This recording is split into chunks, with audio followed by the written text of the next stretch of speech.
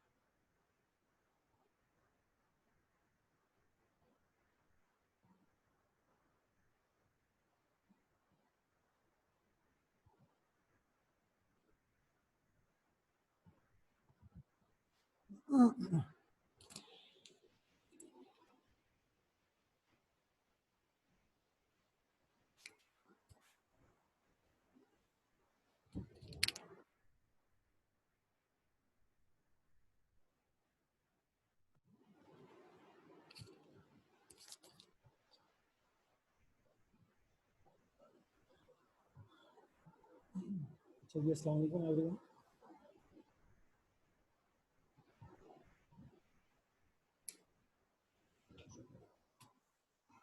आवाज आ रही है मेरी? सर जी सर आ रही है।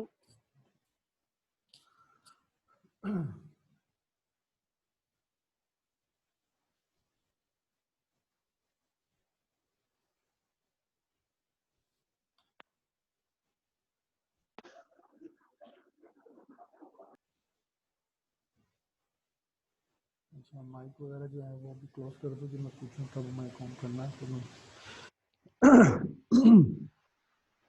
अच्छा, डायबिटीज़ हम लोगों ने शुरू किया था कंटेंट में, जो हम लोगों ने पढ़ा था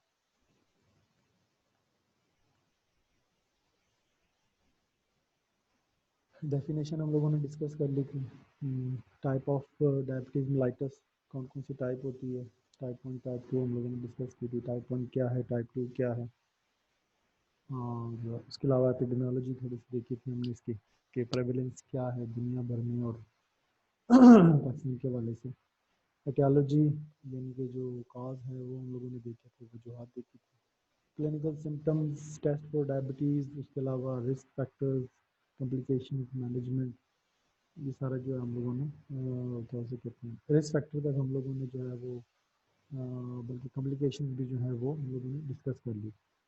आज जो हमारा मेन है वो मैनेजमेंट है। मैनेजमेंट थोड़ी सी इसकी लंबी है तो नॉन फार्माकोलॉजिकल मैनेजमेंट, ठीक है। सबसे पहले तो डायबिटीज़ में जो है वो नॉन फार्माकोलॉजिकल मैनेजमेंट जो है वो बहुत ज़रूरी है, यानी कि डाइट कंट्रोल, उसके अलावा एक्सरसाइज और सम प्रिकॉशन जो है वो ज़रूरी होते हैं इस चीज़ में। तो क्या है वो करते हैं, पहले पहले सबसे पहले है जी physical activity. Physical activity exercise program for those type 2 diabetes should be include of the following, equal or more than 150 minute per week कम से कम 1.5 घंटे की जो है वो एरोबिक एक्टिविटी एक्सरसाइज वगैरह, ठीक है। 50 to 70% मैक्सिमम हार्ट रेट, ठीक है, स्प्रेड, यानी कि बहुत ज़्यादा एक्सर्शन भी नहीं, ठीक है लेकिन ये है कि 150 तक जो है वो आपने पर वीक जो भी पेशेंट है उसको एडवाइस करना है कि वो कम से कम, ठीक है, spread over more than 3 days, ठीक है। उसके बाद फिर आप उसको यानी कि बढ़ाते जाएं कि वही एक डेढ़ घंटे की जो एक्सरसाइज है वो 3 दिनों में या 4 दिनों में करें, एक हफ्ते की जगह, with no more than 2 consecutive day without exercise, ठीक है। कंसेक्यूटिव डे से 2 consecutive डे से ज़्यादा जो है वो एक्सरसाइज बंद नहीं करनी, ठीक है। Evaluate the patient for contraindication that would prohibit certain type of exercise before recommending the exercise, वो आपने देखनी है कौन सी एक्सरसाइज उसको सूटेबल है। अनकंट्रोल हाइपरटेंशन, सीवियर ऑटोनोमिक और peripheral neuropathy, history of affect Leyen, unstable proliferative retinopathy, age and a previous level of physical activity should be considered। ये सारी चीज़ें देखने के बाद फिर आपने उसको एक्सरसाइज जो है वो रिकमेंड करनी है कि वो कौन सी एक्सरसाइज करे और कितनी देर के लिए करे वीक में। स्मोकिंग सेसेशन सेसेशन जो है, एडवाइज ऑल द पेशेंट कि वो स्मोकिंग टोबैको प्रोडक्ट जितनी भी है उसके बारे में आप काउंसलिंग करें उनकी कि वो उसको करेक्ट कर दे, छोड़ दे, ठीक है, ठीक है। ऑफर, उसके बाद है जी management of diabetes mellitus with medical nutrition therapy, ठीक है, मेडिकल एडजस्ट। उसके बाद फिर आप मतलब एक्सरसाइज का आपने बता दिया है, ठीक है। फिर आपको एक डाइट चार्ट देते हो हर डॉक्टर के पास, जिस जो भी किसी भी डॉक्टर के पास आप जाते हो डायबिटीज़ के इलाज के लिए, स्पेशली जो एंडोक्रिनोलॉजिस्ट है या क्या उसे कहते हैं मेडिकल स्पेशलिस्ट है, वो उसके पास जाते हो तो वो ये सारी चीज़ें बताने के बाद उस पेशेंट को जो है वो डाइट चार्ट लाजमी देता है, जिसमें उसने कार्बोहाइड्रेट, प्रोटीन, फैट और उसको जो है ना वो एडजस्ट किया होता है। इस तरह की वो डाइट चार्ट बनाई होती है कि मॉर्निंग में आपने ये चीज़ें लेनी है, दोपहर को आपने ये लेनी है, शाम में आपने ये लेनी है, रात में आपने ये खाना है। वो सारा डाइट चार्ट जो है वो एक पूरा पेशेंट को जो है वो समझा देते हैं। Monitor the carbohydrate consumption to achieve the glycaemic control, तो उससे फिर वो ग्लाइसेमिक कंट्रोल वो डाइट चार्ट के थ्रू ही और कार्बोहाइड्रेट कंजम्पशन मॉनिटरिंग के थ्रू ही वो ग्लाइसेमिक कंट्रोल लेके आता है। Limit saturated fat intake to less than 7% of the total calories में जो है वो फैट्स जो है वो कम से कम लेस देन 1% होनी चाहिए। आवाज़ नहीं आ रही भाई? हेलो, आ रही है आ सर। रही है सर। आसमा फिर आसमा फिर आपका कोई प्रॉब्लम है, यहाँ पे सबको आ रही है। Supplementation with antioxidant is not recommended, वो कोई सप्लीमेंट वगैरह जो है वो जिसमें एंटीऑक्सीडेंट हो वो कहते हैं रिकमेंड नहीं करनी चाहिए। Meal planning should include optimisation of the food choice to meet the RDA जो recommended daily allowance है उसके मुताबिक आपने माइक्रो न्यूट्रिएंट जो है वो देने हैं। ठीक है, तो बेसिकली ये काम जो है वो जो न्यूट्रिशनिस्ट होता है, ठीक है, या वही डॉक्टर जो है जो एंड्रोक्रिनोलॉजिस्ट है या किसी भी मेडिकल स्पेशलिस्ट के पास जो है आप गए पेशेंट गए तो वो ये सारा जो है वो प्लान बना के दे देता है कि आपने सुबह दोपहर शाम में क्या क्या चीज़ें जो है वो करनी है।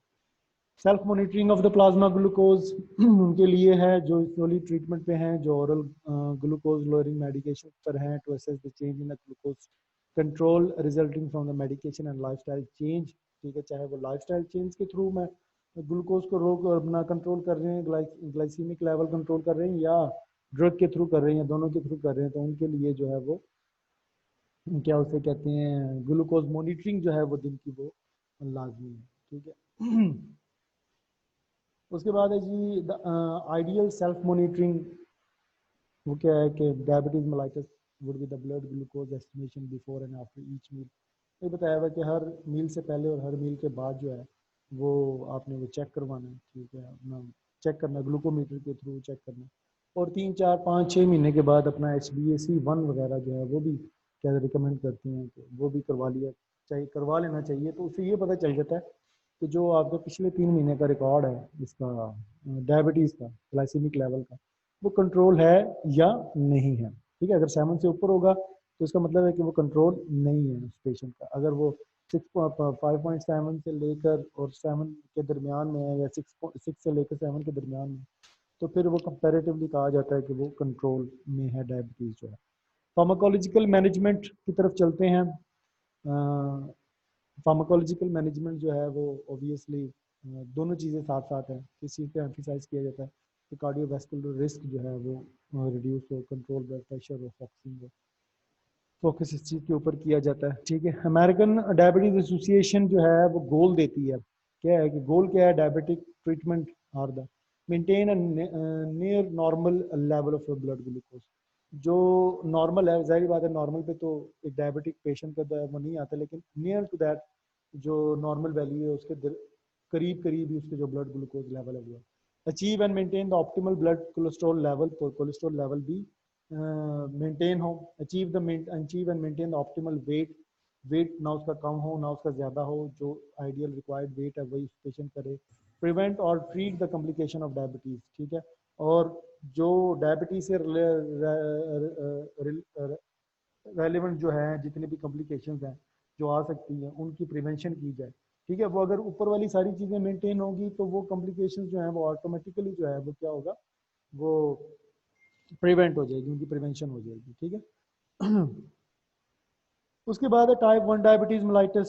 उसमें तो सीधा सीधा हम लोग कहते हैं कि जनाब साहब वो इंसुलिन डिपेंडेंट डायबिटीज मेलाइटिस है। ठीक है, और उसमें ये एग्जांपल है हिमोलिन एन है, हिमोलिन आर है, इंसुलिन पंप वगैरह, इनहेल्ड इंसुलिन, ये insulin pump, insulin inhaled insulin, ये भी पता नहीं शायद आया है या नहीं आया है। ठीक सर थोड़ा ऊंचा बने please. Injection should be given subcutaneously 15 to 13 before meal दी जाती है। उसके बाद फिर जो है वो मील वगैरह जो भी है उस पेशेंट ने लेना है वो ले लिया जाता है। तो ये टाइप ऑफ इंसुलिन है, rapidly acting human insulin analogue. ठीक है, जो एनालॉग है इंसुलिन लिस्प्रो के नाम से आती है, हुमालॉग है, लिली की है, इंसुलिन है स्पार्ट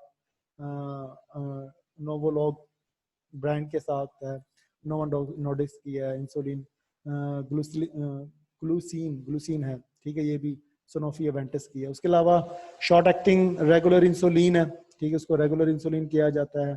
इंटरमीडिएट एक्टिंग इंसुलिन है। ठीक है, NPH इंसुलिन कहा जाता है उसको। प्री मिक्सड इंसुलिन है, उसमें 737 NPH है। ठीक है, दैट इज द इंटरमीडिएट, और 30 जो है वो रेगुलर। ठीक है, यानी कि जो शॉर्ट एक्टिंग है, तो वो मिक्स दी जाती है। जो मिक्स इसलिए दी जाती है कि बाजू का दोनों रिकमेंड होती हैं, शॉर्ट एक्टिंग भी और इंटरमीडिएट भी। शॉर्ट एक्टिंग अब्रप्टली जो ग्लूकोज लेवल इंक्रीज हुआ होता है उसको अब्रप्टली नीचे लेके आता है, और जो इंटरमीडिएट है वो चूंकि स्लो रिलीज है और क्या उसे कहते हैं आहिस्ता आहिस्ता ब्लड को जो है जो लेवल है उसको मेंटेन रखता है फॉर द नेक्स्ट डोज, ठीक है। उसमें 70-25 भी आती है, 50-50 भी आती है, ठीक है। तो ये सारी की सारी जो है, और लॉन्ग एक्टिंग इंसुलिन, ठीक है, ग्लारिजीन है, ग्लारिजीन है या ग्लारिजीन है, ठीक है, इंसुलिन डेटिमर, ठीक है, ये सारी की सारी लॉन्ग एक्टिंग है। तो कई जगह पे वो रैपिडली एक्टिंग यूज करते हैं, किसी जगह पे शॉर्ट एक्टिंग, और ज़्यादातर जो है वो प्री मिक्स जो होती है वो ज़्यादातर यूज होती है, 70-30, 70-25 जो है, ठीक है। और उसकी डोज जो है वो उसके मुताबिक मेंटेन करके देते हैं कि आपने इतने यूनिट लेना है या इतने यूनिट, ठीक है, 10 यूनिट लेना है, 5 यूनिट लेना है, 6 यूनिट लेना है, ठीक है, up to 40 unit.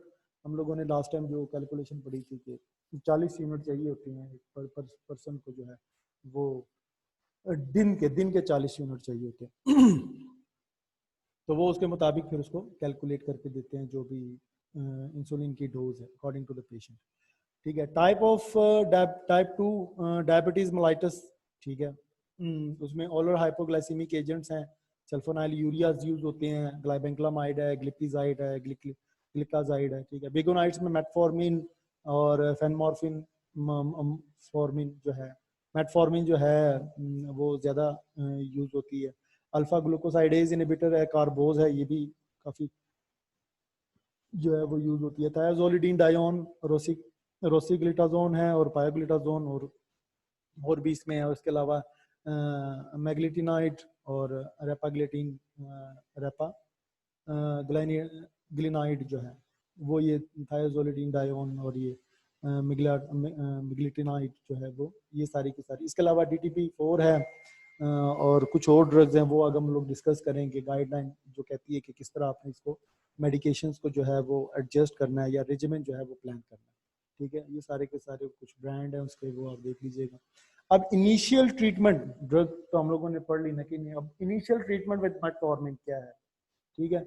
In those recommendation, initial drug treatment means the treatment with a single non-insulin dependent blood glucose lowering therapy, monotherapy जो दी जाती है नॉन इंसुलिन, ठीक है। Offer standard release metformin as a initial drug treatment for the adult, ठीक है, with type 2 diabetes mellitus, ठीक है। जो टाइप 2 के साथ है, शुरू में स्टार्ट हुई है, तो वहां पे फिर हम लोग क्या कहते हैं, स्टैंडर्ड डोज के साथ जो स्टैंडर्ड रिलीज है वो दी जाती है एडल्ट, ठीक है, जो भी उसकी एज के मुताबिक उसकी डोज होती है। फिर ग्रेजुअली क्या करते हैं कि उसकी डोज को जो है वो इंक्रीज करते हैं over several week to minimise the risk of a gastrointestinal, ठीक है।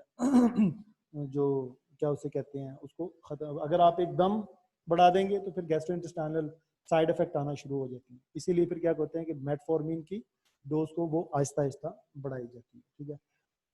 इन एडल्ट टाइप 2 एक्सपीरियंस है गैस्ट्रोइंटेस्टाइनल साइड इफेक्ट, अगर साइड इफेक्ट्स आ जाते हैं गैस्ट्रोइंटेस्टाइनल ट्रैक के, तो फिर मेटफॉर्मिन जो है वो मॉडिफाइड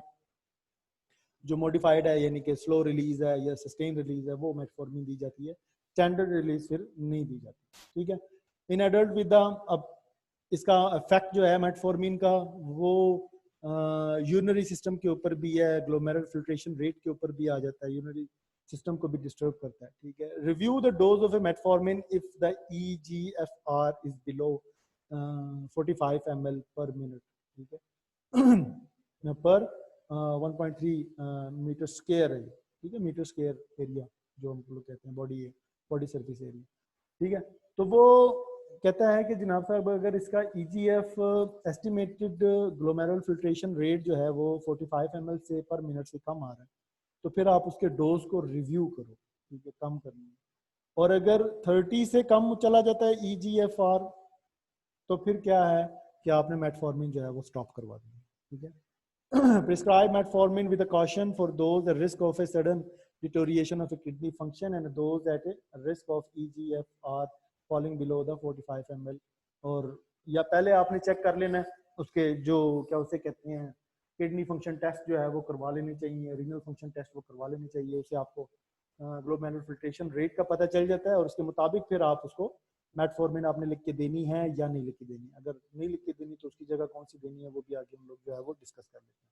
सबसे पहले तो हमारे जहन में ये है कि जनाब साहब ठीक है, हम लोग उसको मेटफॉर्मिन लिख के दे सकते हैं, क्योंकि उसकी किडनी डिटोरिएशन नहीं हो रही, किडनी फंक्शन जो है वो प्रॉपर काम कर रहा है, ठीक है। अब मेटफॉर्मिन से अगर वो मेंटेन नहीं हो रहा, उसका ग्लूकोज लेवल मेंटेन नहीं हो रहा, तो first इंटेस्टिफिकेशन with the metformin combination. अब combination में क्या देना है? In these recommendation, first intensification of the drug means that the treatment with the non-insulin blood glucose lowering therapies in a combination, dual therapy जिसको हम लोग कहते हैं, ठीक है, ड्यूल थेरेपी कहते हैं। तो उसमें ऊपर यही लिखा हुआ है कि अगर कंट्रोल नहीं होता तो फिर क्या है, मेटफॉर्मिन प्लस DPP4 इनहिबिटर। ये हम लोग पढ़ेंगे कि DPP4 इनहिबिटर आगे क्या चीज़ है और ये क्या करती है, ठीक है। ये नई ड्रग सारी आई हुई हैं, वो हम लोग जो है शायद आप लोगों ने फार्माकोलॉजी में पढ़ा है आपने फार्माकोलॉजी में DPP4 inhibitors, anyone? Yes sir, पढ़ा हुआ है। क्या चीज़ है ये? डाइपेप्टाइडिल पेप्टाइडेज 4 इनहिबिटर। क्या काम क्या होता है DPP4 एंजाइम का जो है? सर ये वो सेटिएशन प्रोड्यूस करता है एक तो, और जब हम आफ्टर मील जो है ये पोस्ट पेरेंडियली रिलीज होता है DPP4। करता क्या है यार आगे? सर सेटिएशन प्रोड्यूस करता है। सेटिएशन क्या चीज़ है?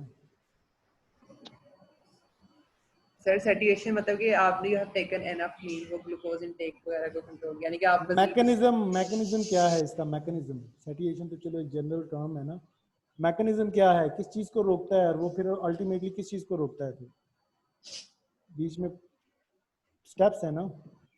तलहा मजर सर ग्लूकाजन की रिलीज को रोकता है।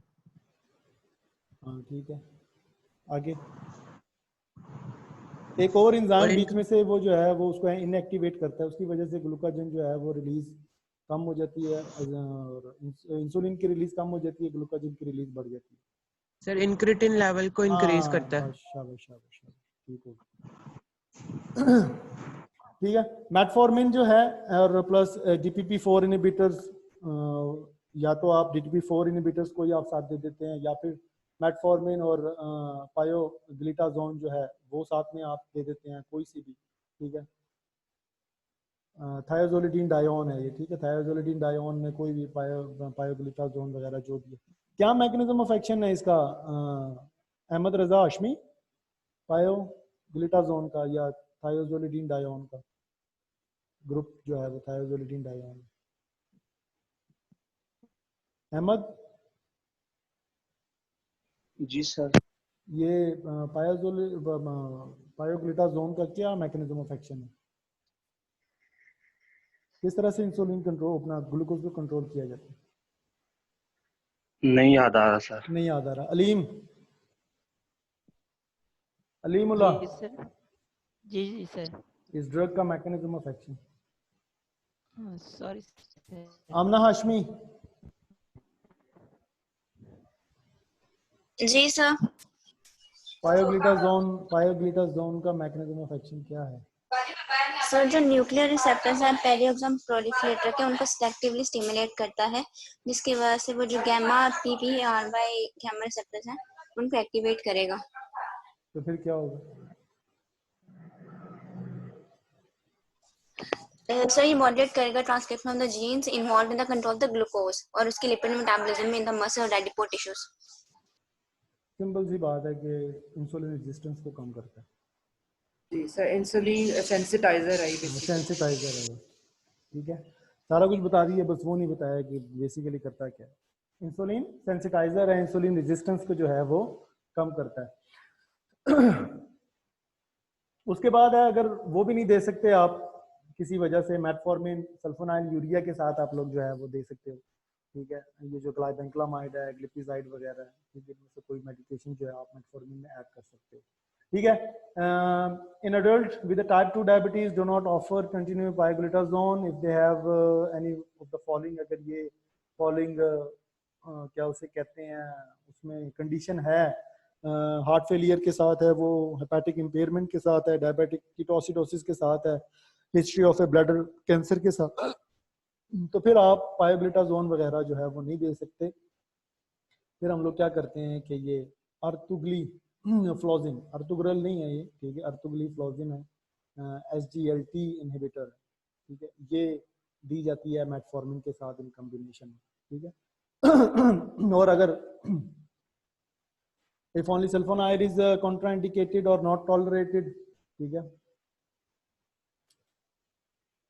the person is significant risk of hypoglycemia consequences, ठीक है। तो बात ये कि अगर आप ऊपर वाली मेडिकेशंस नहीं दे सकते तो फिर आप ड्यूल थेरेपी में क्या है, अर्तुगलिफ्लोजिन जो है वो ड्रग, उसमें से कोई ना कोई जो है वो आप रिकमेंड कर सकते हो, इंक्लूडिंग द, इसमें कौन कौन सी ड्रग आती है, दैट इज द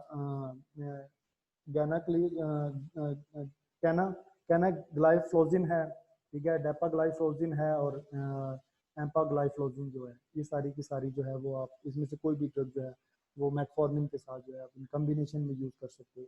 क्या है ये SGL2 इनहिबिटर, ये क्या काम करती है?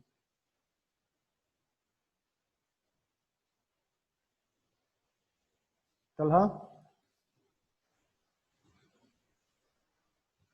सर मेरे से पूछ रहे हैं? जी जी। सर ये वो जो बेसिक मैकेनिज्म है जिसके अंदर उसको सोडियम भूल जाओ, ट्रांसपोर्टर, हाँ बिल्कुल बिल्कुल बिल्कुल ठीक है। SGL2 सर का वो काम क्या है? सर ये इंसुलिन रिलीज में के बेसिक मैकेनिज्म है नहीं, या इंसुलिन की उसको ब्लॉक रिलीज में नहीं है, इंसुलिन की जो एक्सक्रीशन होती है ना, ये उसको प्रमोट करता है। SGL2 जो है ना, वो प्रॉक्सिमल ट्यूब्यूल से जो है, प्रॉक्सिमल ट्यूब्यूल से, रीनल के प्रॉक्सिमल ट्यूब्यूल से इंसुलिन की सिक्रीशन को बढ़ाता है, SGL2 जी और SGL1, ठीक है। तो ये जो ड्रग है ये जी बेसिकली SGL2 का इनहिबिटर है। जब वो इनहिबिट करता है तो जो उस, यानी कि उसके रीअब्जॉर्प्शन को आप दूसरे लफ्जों में कह सकते हो, सॉरी, ये SGL2 क्या करता है, ये रीअब्जॉर्प्शन करता है। क्या करता है? Reabsorption of glucose from that proximal tubule. तो जब आप इसको इनहिबिट कर देते हो तो जो ग्लूकोज की रीअब्जॉर्प्शन होती है वो बंद हो जाती है, वो यूरिन से पास आउट होना शुरू हो जाती है और प्लाज्मा में इसका लेवल जो है वो गिरना शुरू हो जाता है, ठीक है। तो SGL2 जो एंजाइम है, ठीक है, या जो भी ये कंपाउंड है, उसका काम क्या है कि उसने रीअब्जॉर्प्शन करनी होती है ग्लूकोज की फ्रॉम द प्रॉक्सिमल ट्यूब्यूल, ठीक हो गया।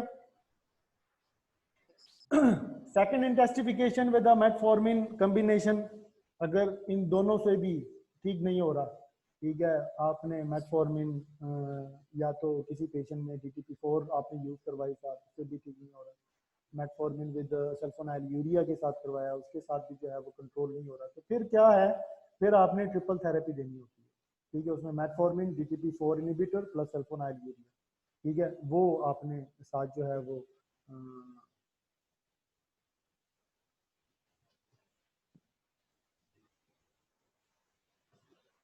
उसके बाद है, या तो आप ये कॉम्बिनेशन दे सकते हो या फिर मेटफॉर्मिन, पायोग्लिटाजोन और प्लस सल्फोनाइल यूरिया, ठीक है। नंबर थर्ड है जी स्टार्टिंग इंसुलिन बेस्ड ट्रीटमेंट। अगर इस तीनों से भी ठीक नहीं हो रहा तो फिर मजबूरन आपको किस तरफ जाना पड़ता है, आपको फिर इंसुलिन की तरफ जाना पड़ता है, ठीक है। इंसुलिन ट्रीटमेंट, उसमें फिर वो शॉर्ट एक्टिंग इंसुलिन है, इंटरमीडिएट इंसुलिन है, या इन कॉम्बिनेशन 70-30 जो है वो आपने यूज करवानी है, ठीक है। फिर आप इंसुलिन की तरफ जो है वो चले जाते हो, ठीक है। तो ये सेकंड इंटेस्टिफिकेशन है। उसके बाद है वही चीज़ है कि इसमें भी वही है कि अगर किसी पेशेंट में जो है पायोग्लिटाजोन आप उन पेशेंट में नहीं दे सकते जो हेपेटिक इंपेयरमेंट वगैरह के साथ है, उसमें फिर SGL2 जो है इनहिबिटर वो आप स्टार्ट करवा सकते हैं ट्रिपल थेरेपी वगैरह में, ठीक है। और नीचे वो BMI वगैरह लिखा हुआ है कि क्या है कितना होना चाहिए कितना नहीं होना चाहिए, ठीक है, इसको आप पढ़ लें। उसके बाद है जी, और ये SGL2 कौन सी ड्रग है, यानी कि इम्पा ग्लाइफ्लोजिन जो है वो ज्यादातर यूज होती है, नाइस गाइडलाइन उसको रिकमेंड करती है। उसके बाद initial drug treatment if the metformin is a contraindicated. अब हम लोग मेटफॉर्मिन से जो स्टार्ट करवा रहे हैं वो तो हम लोगों ने देख लिया कि शुरू में जो ड्रग ऑफ चॉइस है दैट इज द मेटफॉर्मिन। फिर मेटफॉर्मिन से अगर ठीक नहीं होता फिर आप सल्फोनाइल यूरिया साथ ऐड कर देते हो, या दूसरे जो हैं वो पायोग्लिटाजोन, थायोजोलिडिन डायोन वगैरह ऐड कर देते हो, DTP4 ऐड कर देते हो, इनहिबिटर ऐड कर देते हो, उससे भी ठीक नहीं होता तो फिर आप 3 का कॉम्बिनेशन बना के देते हो, उससे भी ठीक नहीं होता तो फिर आप क्या करते हो कि इंसुलिन थेरेपी के ऊपर ले जाते हो। अब in adult with the type 2 diabetes if the insulin is contraindicated or not tolerated consider initial drug treatment, ठीक है। टॉलरेट नहीं किया जा सकता तो फिर आप डायरेक्टली DPP4 इनहिबिटर से स्टार्ट करवा देते हो, उससे भी नहीं करवाना तो पायोग्लिटाजोन, थायोजोलिडिन डायोन में से कोई ड्रग जो है वो आप स्टार्ट करवा सकते हो, या फिर सल्फोनाइल यूरिया की तरफ चले जाते हो, वहां से आप इसको स्टार्ट करवाते हो, ठीक है। उसमें फिर यही है कि पायोग्लिटाजोन अगर हार्ट फेलियर है और हेपेटिक इंपेयरमेंट है, कि कीटो एसिडोसिस है, माइक्रोस्कोपिक हेमोचूरिया वगैरह है, तो फिर आपने डेफिनेटली वही उसकी तरफ ही जाना है। SGL जो है वो 2 inhibitors जो है. First intensification, if the metformin is contraindicated or not tolerated, तो फिर वो बिल्कुल वैसे ही है कि DTP4 के साथ अगर कंट्रोल नहीं हो रहा तो साथ में आप प्लस कर देते हो बायोग्लूटाजोन वगैरह. DTP4 के साथ आप सल्फोनाइल यूरिया दे सकते हो, बायोग्लूटाजोन और सल्फोनाइल यूरिया ये भी कॉम्बिनेशन में दे सकते हो. ठीक है, आगे फिर वही उन्होंने बता दिया है कि CGL2 दे सकते हो अगर आप क्या उसे कहते हैं बायोग्लूटाजोन वगैरह आप नहीं रिकमेंड करना चाहते तो फिर आपको अर्टुगली-फ्लोजिन जो है वो रिकमेंड करनी पड़ती है. ठीक है.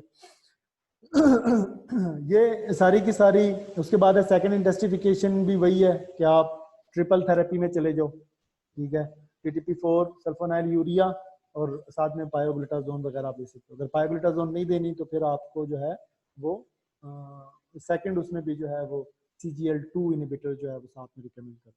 ठीक है, तो ये जनाब साहब वो DTP4 इनहिबिटर्स का तो मैकेनिज्म ऑफ एक्शन है.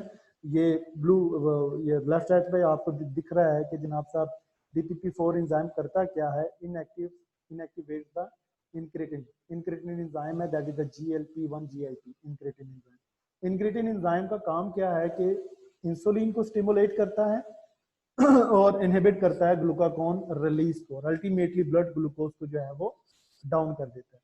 अगर हम DTP4 देते हैं नहीं देते तो फिर क्या होता है कि जो DTP एंजाइम है वो इंक्रेटिन एंजाइम को जो है वो इनएक्टिवेट कर देते हैं. और फिर जब ये इनएक्टिवेट होता है तो फिर ये दो जो काम है, स्टिमुलेशन ऑफ इंसुलिन रिलीज और इनहिबिशन ऑफ ग्लूकागोन रिलीज जो है वो इनहिबिट हो जाती है, खत्म हो जाती है. और फिर जो है वो यानी कि ग्लूकागोन की रिलीज बढ़ जाती है और इंसुलिन की स्टिमुलेशन कम हो जाती है, तो ब्लड ग्लूकोज इंक्रीज हो जाता है बॉडी में.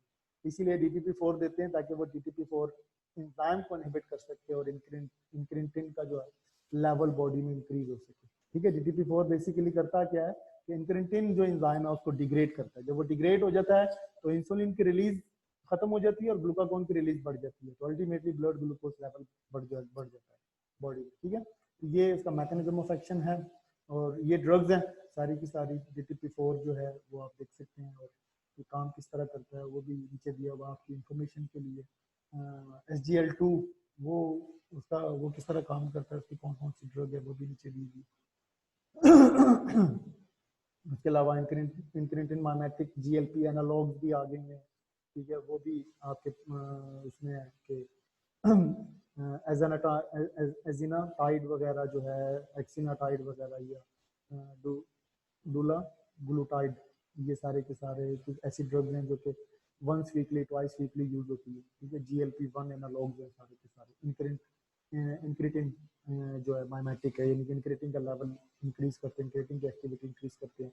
अल्टीमेटली क्या होता है कि इंसुलिन का रिलीज बढ़ जाता है और ग्लूकागोन का रिलीज जो है वो कम हो जाता है और ब्लड में ग्लूकोज का लेवल डाउन चला जाता है. ठीक है, तो ये सारी की सारी नई ड्रग्स हैं. पहले तो सिर्फ सल्फोनाइल यूरिया और मेटफॉर्मिन और एकार्बोज और इस तरह की जो ड्रग है वो यूज होती है. तो ये DTP4 वगैरह, GLP माइमेटिक और इंसुलिन एनालॉग, ये एनालॉग और SGLT2 जो है ये सारी की सारी जो है वो मार्केट में आ चुकी है. ठीक है, तो ये कुछ रेफरेंस हैं अगर आपने इनको देखना है. Thank you very much. किसी का कोई क्वेश्चन, एनीबॉडी? तो वो पूछ सकता है. No sir, thank you sir. Done. चलो अपना तलहा मजहर, हेलो तलहा, आवाज आ रही है मेरी? सर उसके शायद माइक का इशू हो गया, उसकी आवाज नहीं आ रही. उसकी आवाज नहीं आ रही. अच्छा चलो ठीक है, सुन तो सकता है ना? जी सर. बस वो आज की अटेंडेंस भी जो है ना, ये जो मेरे ख्याल से आमना ने स्क्रीनशॉट ले लिया है तो वो उससे मंगवा सर. ले, और आज की अटेंडेंस भी जो है वो कंपाइल करके तो वो पीछे जितने भी लेक्चर हुए हैं वो मुझे सेंड कर दे. ठीक है, ओके जी, अल्लाह हाफिज़. ओके जी, अल्लाह हाफिज़.